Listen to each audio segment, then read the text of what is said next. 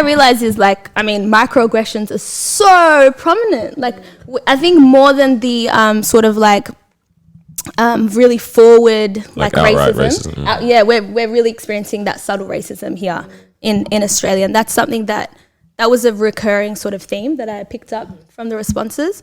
Another one would probably be the code switching. Like people would talk about how often they have to code switch depending on the environments that we're in. You're gonna have to break down these words. Oh yeah, so you know how like it might even just be the slang or the language you use just to fit into that white space. You need to have good ability to do that. You think? Do. Okay. Let's talk about that. Okay, yeah. Should you have to? Should exactly. Now we cook. You can't just breeze past what we just said. Dulling your personality. No. Okay, yeah. Let's talk maybe about not it. in this context in which you're saying it, but in context in terms of when I'm chilling with my, my friends from the hood. Yeah. You already started.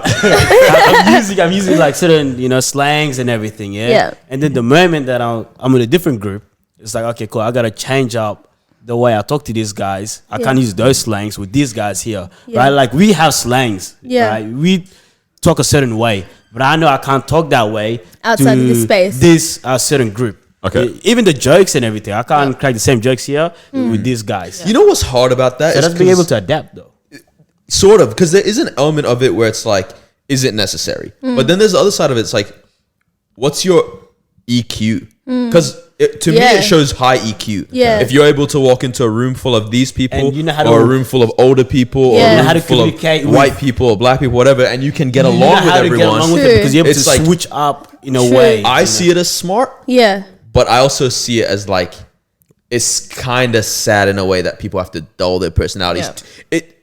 It's sad when it's the way that you get accepted. Yeah, and I think it's only sad or it's a shame in certain contexts because it's like when you're going from one group of friends to kick it and then to another to kick it, it's just enjoyment. You're enjoying yourself. But when you're existing in a workspace where you have to perform and you have to like prove yourself, because you know what you're saying is true. Like you should be able to code switch. You should be able to change the way you address people a little bit or whatever. But I think when you have an accent, because this is one of the things, it's like your level of English could be you could be so competent, you could be really good, but because you have an accent, it appears as if you're not as competent. And that's the issue, because in corporate spaces or in certain white spaces, you will be perceived as almost dumb or less smart because of that. And that's another recurring thing that came up.